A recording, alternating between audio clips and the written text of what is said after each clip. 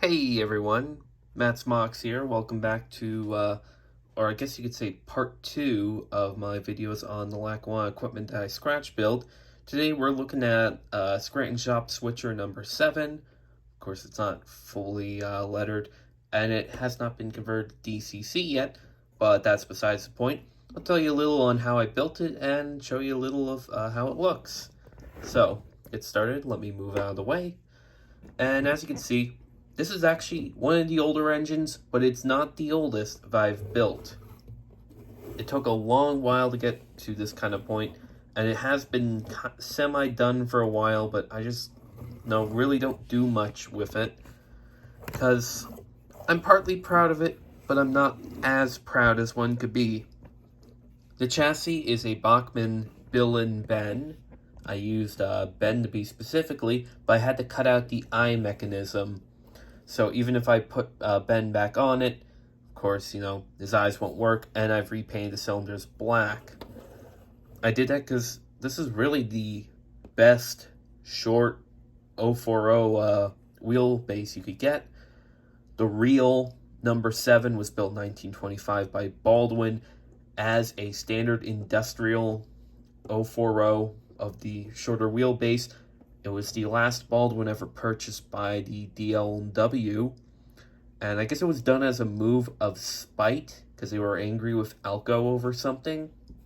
But after they purchased it, Alco was a really good, guess you could say, customer, or good to their customers. But the Bill and Ben, it's a great chassis. It works really good. So I built it up on that. The smoke box comes from, I think, a Bachmann Shea, or it might come from a saddle tank engine.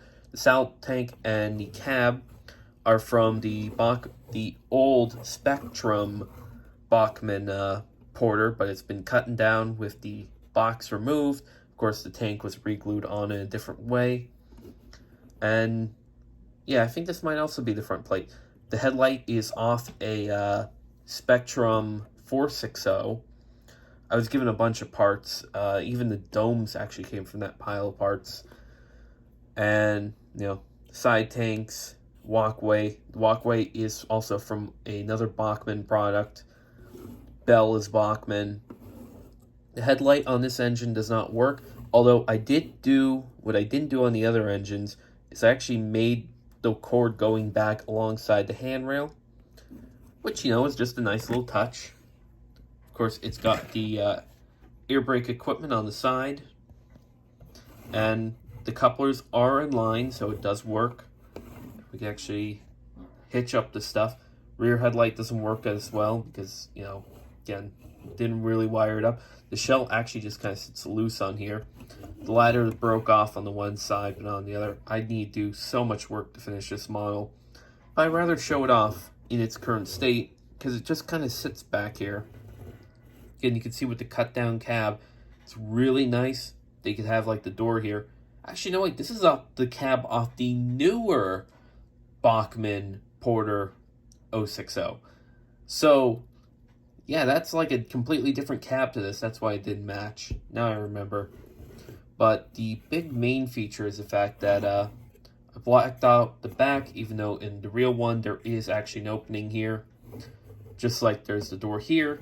This window and this window are blacked out on the real one because that's the coal bunk. I haven't filled up the bunk yet with coal. And that's just kind of a unique feature of this engine. It was a one-man crew, and it just moved engines in and out of the main roundhouse and around the shop complex. Whenever it needed to get more coal, it just went over to the dock, lined up with the thing, and it could fill directly in with precision. But yeah, this is the smallest Lackawanna engine I've built, and it will be eventually fully finished, quote-unquote fully finished. But for now, it is just another fun piece. So that's it for this video. Like, comment, subscribe. I'll see you all next time. Goodbye.